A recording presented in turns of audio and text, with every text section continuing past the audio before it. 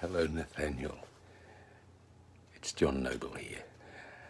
I understand that you've got a birthday coming up, that you're turning 27 on June the 28th. 27. I remember when I was in my 20s or teen that I thought 27 was going to be a very important date in my life.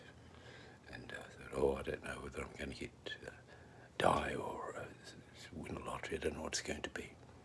And as it turned out, I was a late starter in my career, and I didn't really start acting until I was 25. And then it was about when I was 27 that I realised that I was starting to get all these approaches from all over the place. And in those days we were working community theatre because there was very little professional work in the city I came from. I started to get these, and I realised that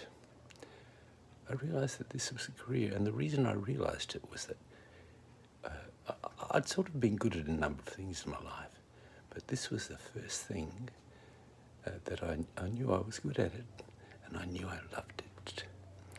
So these things come in their own time, don't they? And I'm glad I had that time up until that magical 27, when I didn't die and didn't win a lottery, but I had a huge realisation. I've never forgotten that as long as I live, and I won't, I hope.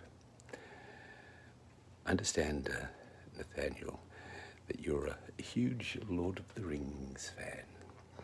This message was booked by Greg from your dad, and he said you're all huge Lord of the Rings fans, and you must have shared that together.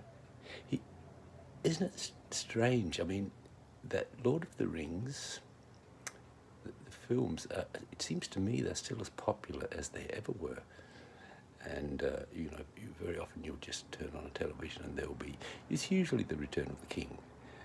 They'll still be playing it. But Nathaniel, there's a whole generation of new viewers, because bear in mind, if you're turning 27, you're 26, well, we filmed that finished filming it in Christmas Eve 1999.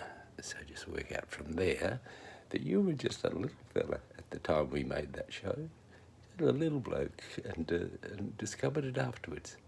But a lot of people were raised on it, and prior to us making the film, lots of children read it and had it read to them. I didn't, but had it read to them by their parents, and were very familiar with it. And in fact, they were a very strong force, and they didn't think we could do it. They were quite opposed to us trying to make a movie of this trilogy.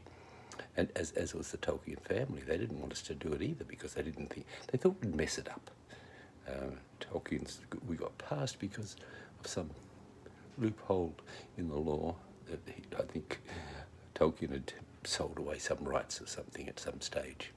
So they were concerned, except they sent someone out to set, and this young man came out and stayed with us for the whole time, and he was a beautiful guy, and he realised the integrity of it, and I think he even did a guest appearance in it somewhere along the line, but he assured everyone that this was because Peter Jackson just approached the whole thing with such integrity. And I remember getting there, and I'd go and see one of the writers, and I'd say, look, there's something occurs to me here, just in terms of character perhaps, or they'd say, show me where it is in the book. If it's not there, we don't do it. Isn't that remarkable?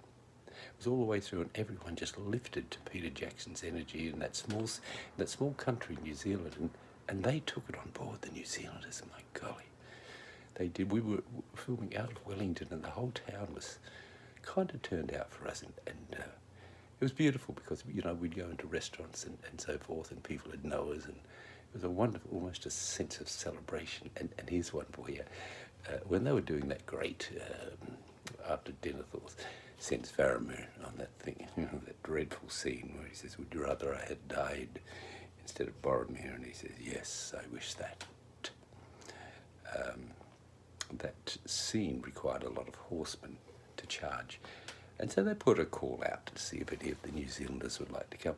Well, they came from every corner of the 2 islands with their horses and their floats, and they wanted to be in it. And they're good riders.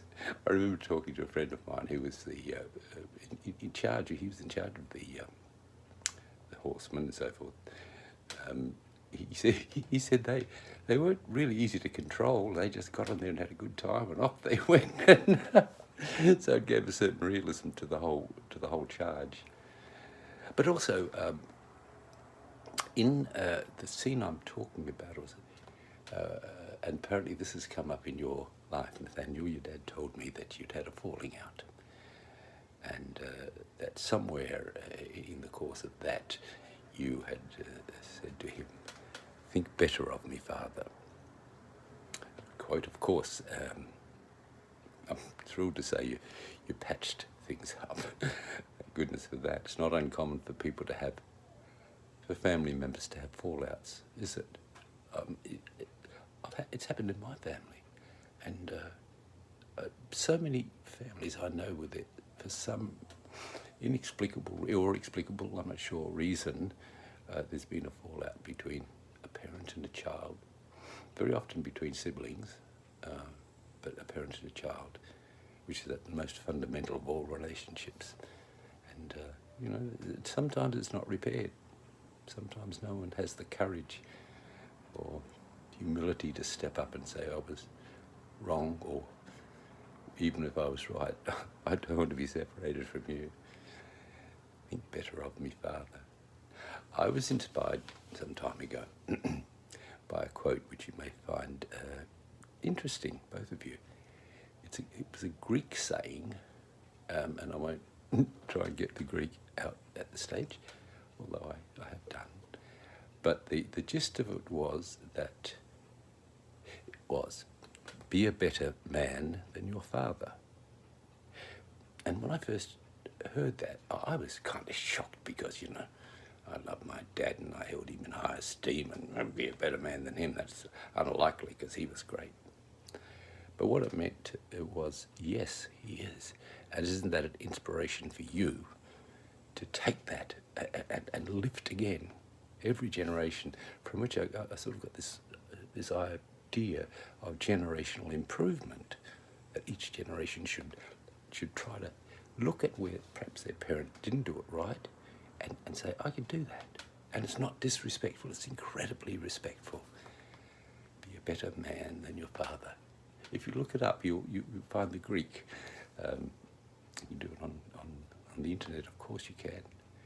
But anyway, it's wonderful to have a chance to talk to you, Nathaniel. And I was fortunately back in New Zealand, well, twice because of the pandemic.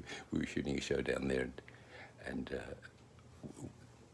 we got some of it done, but then the pandemic hit and we had to close it, and then the producers wanted to get it on again, and so I think it was in October they rang and said, could you please come back? So to do so I had to, a whole lot of things, but one of them was to go into quarantine there, and that is the story in itself, my goodness me.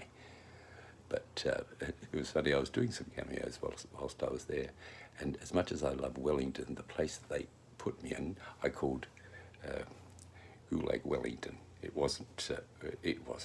It was so simple. It was sort of like a prison cell in some ways, and that was 14 days of it. And I was shocked at first, but then I realised this was a wonderful opportunity for introspection and for peace and quiet. And I got to know the soldiers that were guarding us, and they were wonderful men. I still keep in contact with a couple of them. But I'd be sitting up in my room doing a cameo, and it was windswept, because Wellington's known as the Windy City. And then Denethor would come in and talk to people, and there, what are you doing here? And carry on about that actor fella. That was me. Anyway, it was a lot of fun, Nathaniel. I wish you a wonderful 27, young man, and I'm so pleased that you and Greg are buddies again. Bless you both. Go with care now. Happy birthday.